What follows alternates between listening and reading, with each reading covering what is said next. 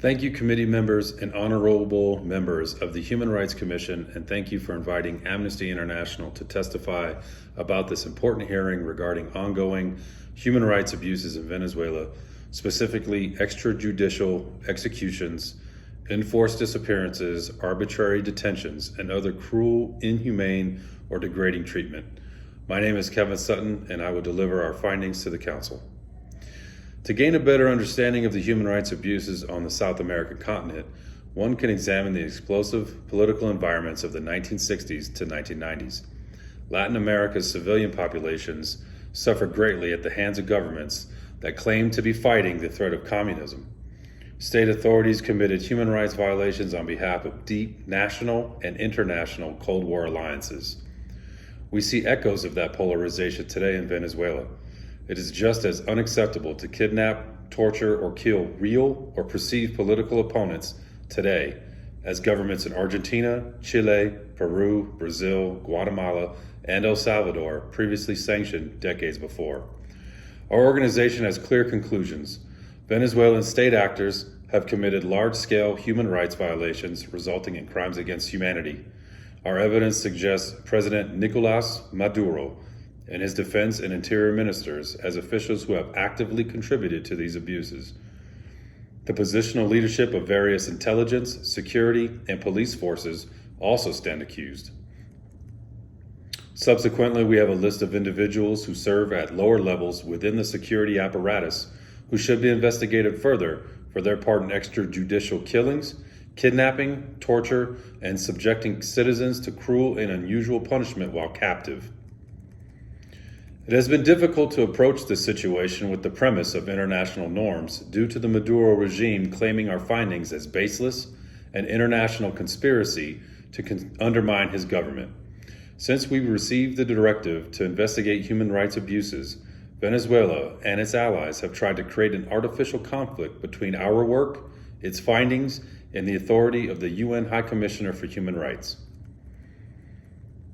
Although some governments' rejection of our investigation may be politically motivated, no one who looks at Venezuela objectively can doubt the serious human rights crises in that country. Refusing to engage with the reality of those challenges and dismissing all critical findings does nothing to help protect the fundamental rights of the victims. Thus far, we have encountered three main types of criticism. The first involves attacks on our organization's history and personal integrity. These are clearly meant to be distractions that do not merit a response. Others target the report's methodical process. Some in Venezuela have claimed that we led a phantom investigation that worked from abroad and did not seek official data from sources inside the country. We wrote numerous times to the Maduro government seeking cooperation. For the record, we would like to reiterate that our written requests are publicly available and went unanswered by the Maduro regime. We understand states often refuse to cooperate with investigations like ours and then question how such a panel can reach its conclusions. We have relied on direct testimony from victims, family members, and lawyers, as well as analyzed case files, official reports, statements made by public officials, and verified film material. The third main argument we have encountered are that any allegations of abuse have been or are in the process of investigation by the authorities. We realize a small number of cases that have resulted in convictions and even some lengthy prison sentences. Recently, Venezuela's Attorney General indicated that over 600 people had been investigated for human rights-related crimes.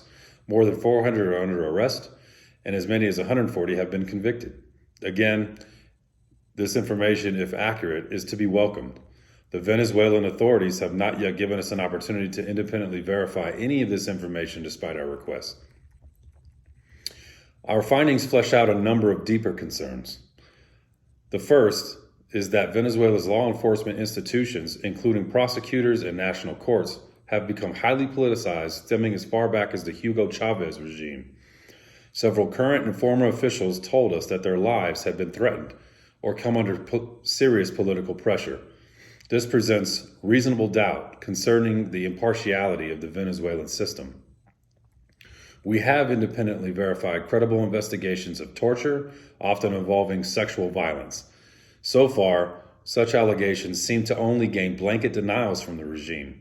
We also see no evidence of convictions for the unlawful killings by the police or the state's security forces, despite the claims of the Venezuelan Attorney General. Although finding a solution to human rights crises by coercing Venezuela with international norms is beyond the purview of Amnesty International, respecting everyone's fundamental human rights is an essential first step. In closing, we hope that the results of our findings will help bring to light the violations committed in Venezuela, and I look forward to any questions by the committee. Thank you for your time.